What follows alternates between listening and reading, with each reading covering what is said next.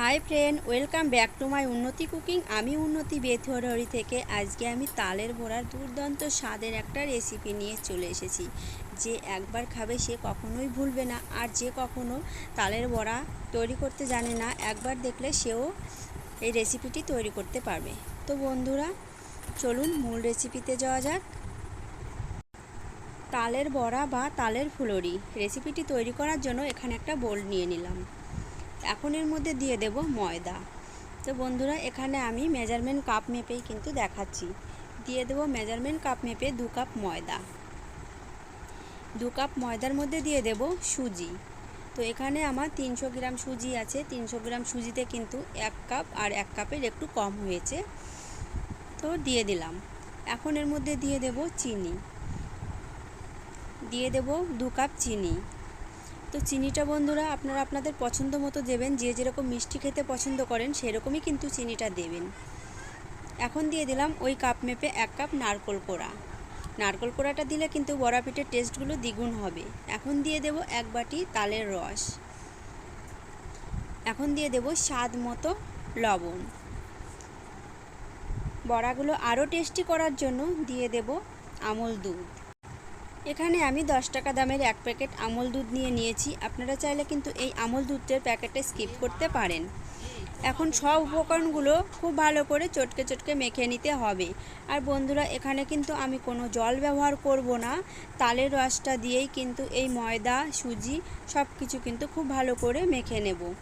আর এই মাখাটা একটু টাইম নিয়ে মাখতে হবে, তাহলেই কিন্তু ফুলকো ফুলকো হবে, একদম ফুলুরির মতোই ফুলবে। আর এগুলো খেতে ভীষণ টেস্টি আর ভীষণ ভালো লাগে।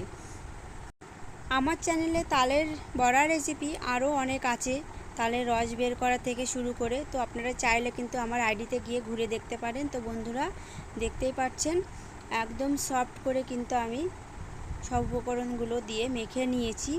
এখন ঢেকে রেখে দেব আধ ঘন্টার জন্য। আধ ঘন্টা পরেই আপনাদেরকে দেখাবো। তো বন্ধুরা, আধ ঘন্টা পরে কিন্তু ফিরে এলাম।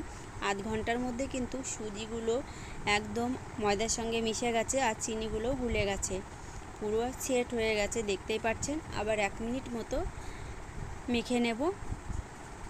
একদম বড়াগুলো তৈরির জন্য রেডি। চলে যাব উনানে। উনানে আগে থেকে একটা কড়াই বসিয়ে দিয়েছি, আর কড়াইটা কিন্তু খুব ভালো করে গরম করে নিতে হবে। এখন কড়াইয়ের মধ্যে দিয়ে দেব পরিমাণ মতো তেল। তেলটা দিয়েও তেলটা গরম করে নিতে হবে।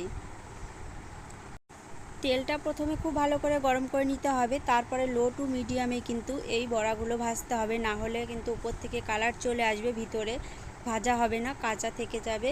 তো ওই ডোটা থেকে একটু একটু করে ডো দেবো আর তেলের মধ্যে ছেড়ে দেব। যতক্ষণ না ফুলে ফুলে উপরে ভেসে উঠবে ততক্ষণ কিন্তু উল্টানো যাবে না। আর এই বড়াগুলো কিন্তু একসাথে অনেকগুলো করে তৈরি হয়, যেহেতু ছোট ছোট সাইজের হয়, একবারে অনেকগুলো করেই বড়া ওঠে। তো আমার কড়াইয়ে যতটা ধরে আমি কিন্তু ততগুলো বড়াই সাইডগুলো দিয়ে দেব। এই তালের রেসিপিটা অনেকে অনেক রকমভাবেই শেয়ার করেছে, তো আমার আজকে বড়া পিঠের রেসিপিটাও দেখে নাও তোমরা।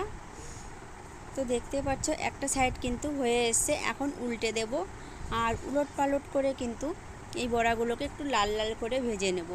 কলার বড়া তৈরি করতে হলে কলার বড়াটা একটু কালো কালো হয়, কিন্তু তালের বড়াটার কালারটা কিন্তু ভীষণ সুন্দর আসে। আর এই বড়াগুলো ভাজতে কিন্তু একটু সময় নিয়েই ভাজতে হবে, তাড়াহুড়ো করলে কিন্তু হবে না। উনানের আঁচটাও কিন্তু বাড়ানো যাবে না, লো টু মিডিয়ামেই কিন্তু বড়াগুলোকে ভেজে নিতে হবে। বড়াগুলোতে কিন্তু খুব সুন্দর কালার চলে এসেছে। এখন তেল থেকে তুলে নেব, সবগুলো বড়াই তেল থেকে তুলে নেব। আর একইভাবে কিন্তু বাদবাকি যে বড়াগুলো আছে সেগুলোও কিন্তু ভেজে নেব। এই বড়াগুলোর কিন্তু দেয়াটা আমি দেখাইনি, যেহেতু প্রথমের দেয়াটা দেখিয়েছিলাম, ওর জন্য শুধু ভাজাটাই দেখিয়ে দিলাম। তো আমি আর একবার দেখিয়ে দিই। একটু একটু করে ডো নেব আর তেলের মধ্যে ছেড়ে দেব। এই রেসিপিটা ট্রাই করলে যারা কখনোই বড়া পিঠে তৈরি করেননি তারাও কিন্তু তৈরি করতে পারবেন, আর খেতে অসম্ভব মজার। যে একবার খাবে সে কিন্তু বারবারই রিকোয়েস্ট করবে খাওয়ার জন্য। তালের বড়া পিঠে রেসিপিটা দেখে যদি আপনারা বাড়িতে ট্রাই করেন, কেমন লাগলো খেতে অবশ্যই আমাকে কমেন্ট বক্সে জানাতে ভুলবেন না। আর আমার রেসিপি সম্বন্ধে কোনো প্রশ্ন থাকলে সেটাও আমাকে কমেন্ট বক্সে জানাতে ভুলবে না। তো বন্ধুরা, এই রেসিপিটি যারা ইউটিউব থেকে দেখবেন ইউটিউব চ্যানেলটিকে সাবস্ক্রাইব করে আমার পাশে থাকবেন। আর যারা ফেসবুক পেজ থেকে দেখবেন তারা ফেসবুক পেজটাকে ফলো করে আমার পাশে থাকবেন নতুন নতুন রেসিপি পেতে। তো কথায় কথায় কিন্তু বড়াগুলো আমার একটা সাইড ভাজা হয়ে গেছে, উল্টে দিয়েছি। উলট পালট করে লাল লাল করে তালের বড়াগুলোকে ভেজে নিতে হবে।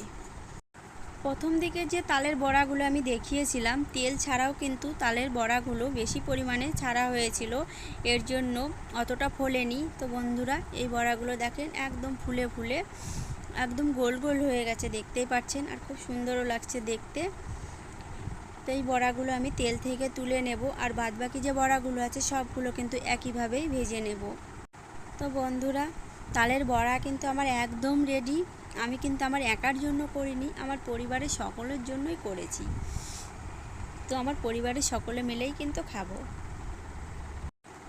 একটা দেখিয়ে দেই কতটা সফট হয়েছে, দেখতেই পাচ্ছেন, আর ফুলকো ফুলকো হয়েছে। তো বন্ধুরা আবারও বলছি, আজকে রেসিপিটা যদি ভালো লাগে বেশি বেশি করে শেয়ার করে দেবেন ফ্যামিলি বা বন্ধুদের কাছে। ভিডিওটিকে একটি লাইক করবেন, কমেন্ট করবেন, চ্যানেলটিকে সাবস্ক্রাইব করে আমার পাশে থাকবেন। আজকের মতো বিদায়। ভালো থাকুন, সুস্থ থাকুন।